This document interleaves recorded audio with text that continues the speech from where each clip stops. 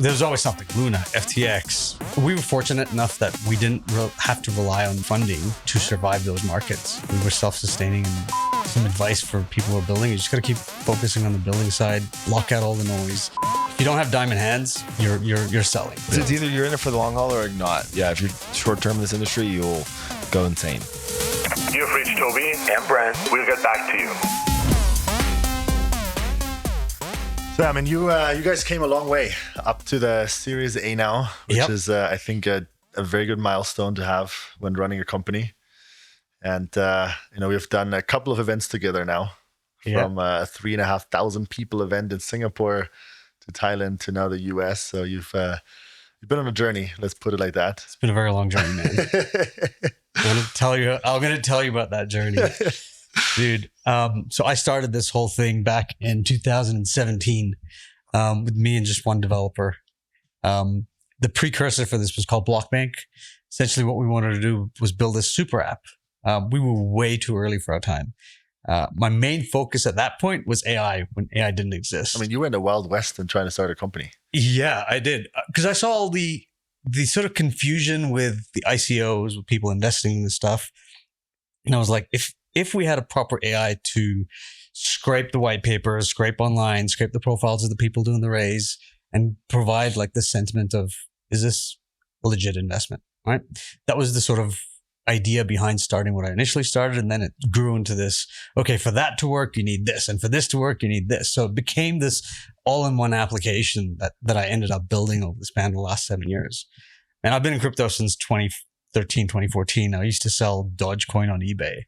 I regret it. It was day after day. I used to sell like 100,000 Dogecoin for $300. I still have all my receipts, and I'm like, you idiot.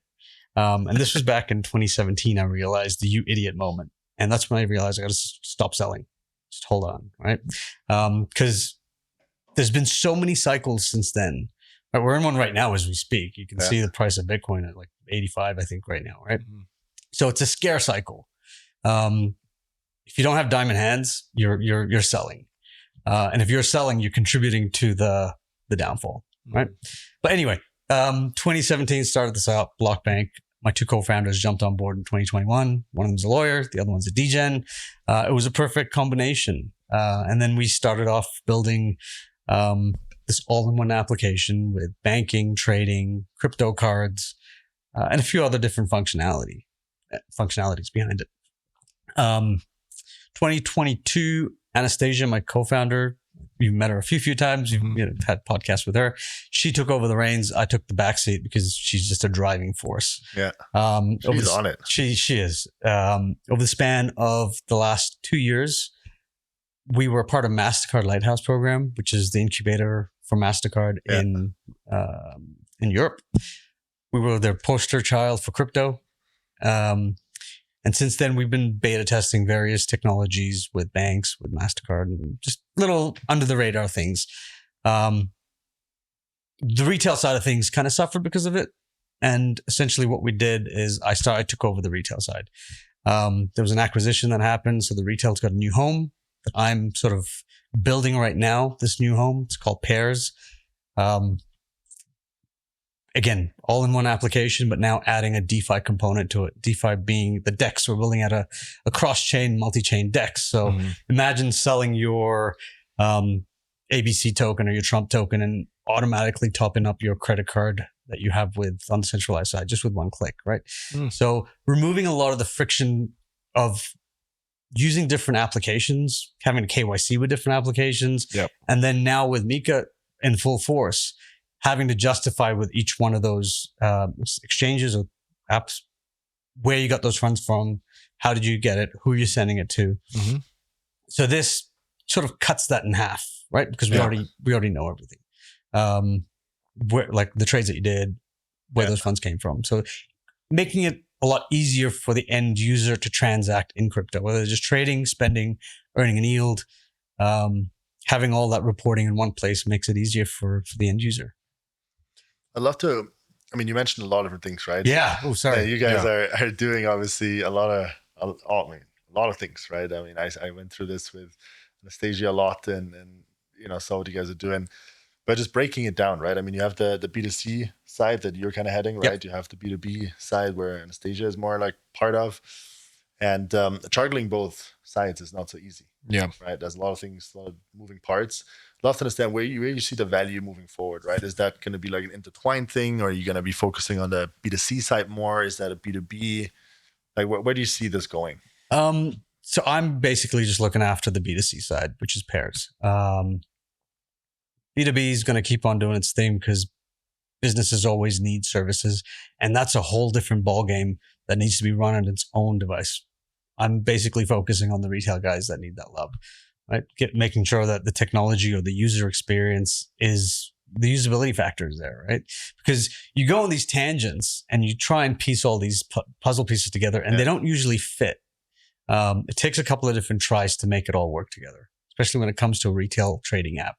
Yeah. And then you throw in another aspect of DeFi, and then you throw in another aspect of providing banking services, and then the regulation that comes behind that. I think I have more compliance people than developers right now, because having to report, hey, who are you sending that $50 to, is a manual task that we need to sort of do. Automate it as much as we can, but there is a little bit to the left. So the compliance side is an expensive part of the business. Yeah. I mean, you've generated revenue, right? Yep. You're not a super early stage company anymore. I mean, you're gearing up for the Series A right now. Mm-hmm. Maybe just share a couple of words. I mean, some numbers around what you guys are doing, right? Just to give it. I'm going to keep that a little bit quiet until we can announce everything. I mean, but as much as you want to reveal here. We finalized the Series A. We've got some crazy partners on board on that front. And yeah, it's been an interesting journey. Like these bear cycles, a lot of people can't afford to just step back and build. So like some advice for people who are building, you just got to keep focusing on the building side, block out all the noise, because especially when you're on the token side of things, you have to be there for the community. Mm-hmm. You have to, be communicative to them. But also build in the background. You're going to get people going, where's this? Where's that? Things take time to build. And maybe speak to that a little bit, because I think a lot of people don't understand the pressure when you have a live token managing a community. Yes, it is a full-time job times 5. Yeah. On top of building a company. I mean, like having a company that works, managing staff, all these other like things, like just everyone that's an entrepreneur. But then it's like, we're still, I think, new into the phase of like, I even just look at the last like 10 years, the amount of tokens that have like launched, done well, been sustainable. There hasn't been like that many, right? That have like even like done it well. And there's been so many that have gone hyperbolic and then like down. Talk about like how that's like how that is, and like how you guys have like try to optimize that and like treat the community fair, but also like balance it with the business. It's hard, man. Because it's a 24-hour cycle. Yeah. There's no downtime. No. Weekends, holidays. Yeah, there is it. I take time to respond to a lot of the individual messages that I get. Mm-hmm. And you don't know what they hold or if they hold anything. Right? Yeah. Also, but you got to treat them like, they do, yeah. Because they are the bread and butter of your business. Without them, you're kind of non-existent. Right. So you have to dedicate time or resources so that people get answers that they want. Right. So I'm actively doing that right now, and it's hard. It takes a toll on you because you got your you can go down this rabbit hole of answering, and then you miss productivity time when it comes to running a business. Right. So it is a fine balance. So like, no, it is, and it's even like it's something you can't really even outsource it in like a way. You can't. It's got to be internal. You got to have like a head of comms that's on there in multiple regions.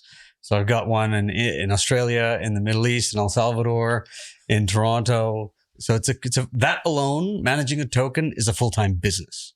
Yeah. So you got to be able to judge to manage 2 businesses at the same time. Yeah. 24 hours. It's funny because a lot of companies come to us, and especially early stage companies, right? And one of the main things that they're trying to do is, of course, fundraising, but also at the same time, they're in pressure of launching a token, right? It's like we have 3 months to get the TGE, right? And but nothing is there, right? It's like, we have an entity set up, and we are in conversation with a couple of VCs. And now they're trying to build a community in 3 months. They're trying to get exchanges in 3 months. They're trying to get everything set up that you need to have in order to facilitate that structure. And people expect wonders, right? And like, I mean, you just said it, right? Community building is something that takes time and a lot of effort, Mhm. right? And I think you guys have a big community, Yep. right? And you spoke for yourself that is a full-time job times 5. And I think that's where like a lot of companies are effectively struggling, right? Because everybody's so stressed to get to their TGE. And this is the first thing I don't understand, right? I mean, do it in 4 months, 6 months. I mean, sure, you're a little bit dependent on the market, but you know, you have only one chance to do a token, right? It's hard to do a relaunch. It's hard to do all these other things. Yeah. We've So- done 2 relaunches. This is the second time we're doing Yeah, a I'm not relaunch. saying So it's it's impossible, hard, but dude. it's hard, Yeah, right? it is hard. I mean, it's not easy, and you have to manage all these different people, all the holders. You have to get them on board. You have a narrative, and that's why I think time sometimes is in your favor of doing that. And that ties me into the question. I mean, now going into your Series A, Mhm. you know, speak a little bit about the fundraise journey, some of the lessons learned, and where you are in the process. Okay, so the Series A is under the Fidium company. It's been an interesting road because there's always something that happens in the market that pulls away that investor. But one question: the Fidium side and the retail business, is that under 2 different Yeah, so the retail's got a companies, new so to say? home. It's got a new So that's a full owner. different structure. correct. Got Yeah, it. yeah. I'm overseeing the whole setup of this new home for the retail side. So the raise The is more B2C. for the B2B side rather Correct. than for the B2C side. Correct.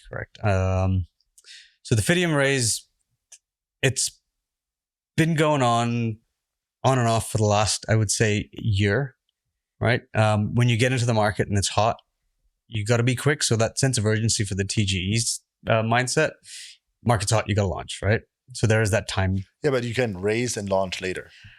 You can, but a lot of the guys who are investing these days, they want their tokens unlocked and they want it now. Sure, but So- like, I mean, if you don't have a contractual agreement, Yeah. There's you gotta multiple play it sides out to as this. much as you Yeah. can, in my opinion. It's to the If you need company's to. benefit to spread it out or to take that time factor into consideration, because you've got to get your advisors on board. You got to get your ambassadors, your community talking about it. So that timing factor, yes, it does work. On the Series A front, it's a very different beast altogether because we're talking very institutional style investors, right? So it's got to fit within what you see happening over the next couple of years with your business. They're not the same mindset as a token investor. It's very different. Yep.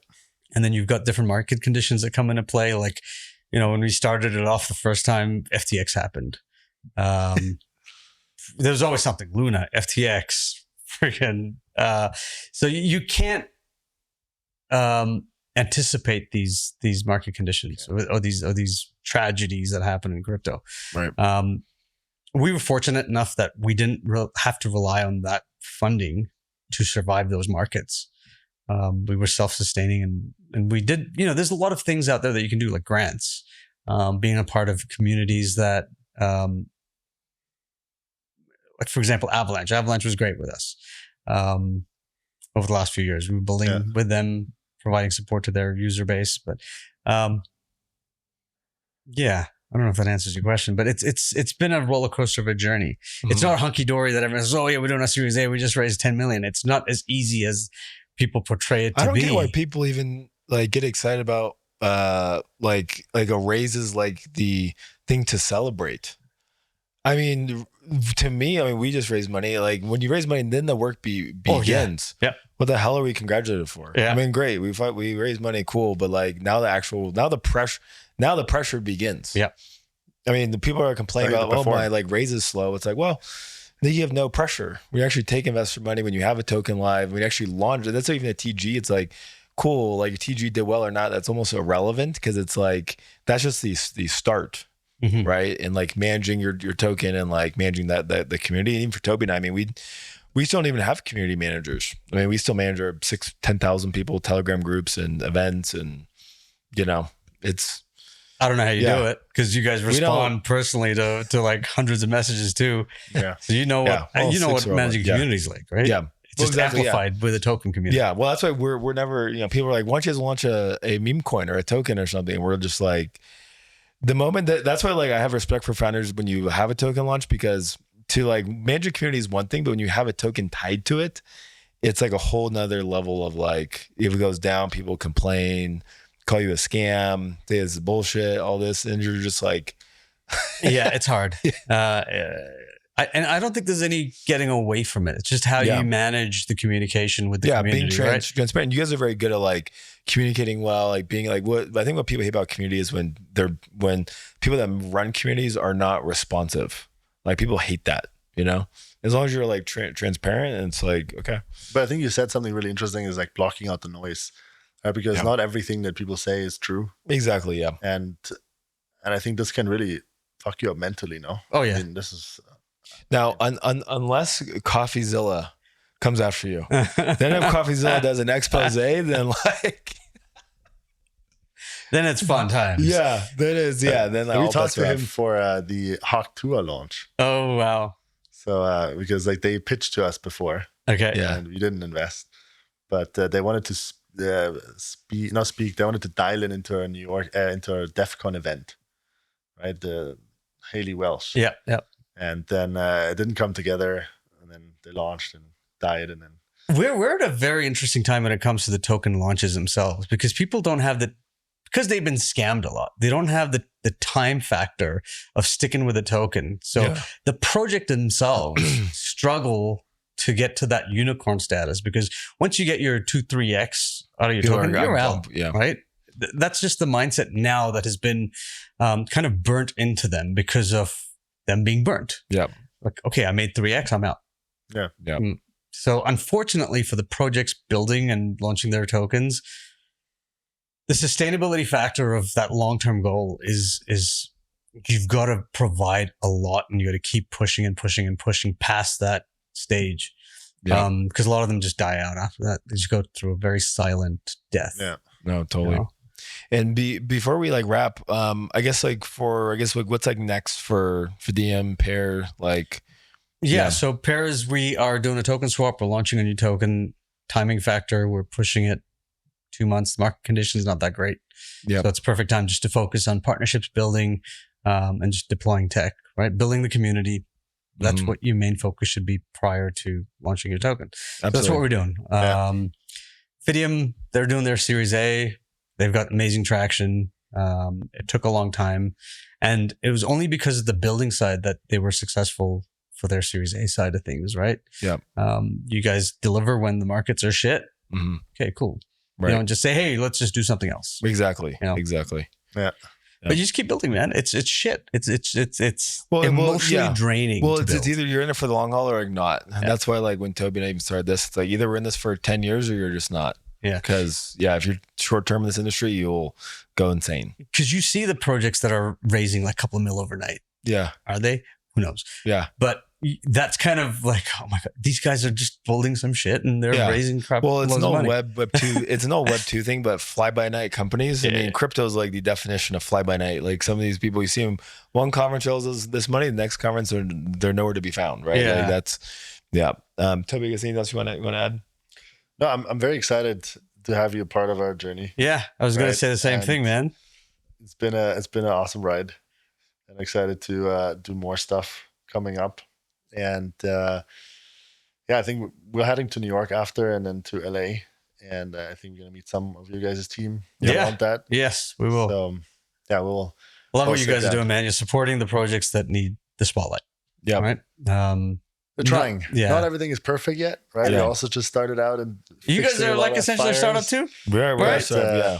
In But the we trenches? love what we do. I think that's like Yeah. one of the main things, Yeah, right? it's And that's fun. what sometimes you see the founders like they're just in it. They love it. Yeah.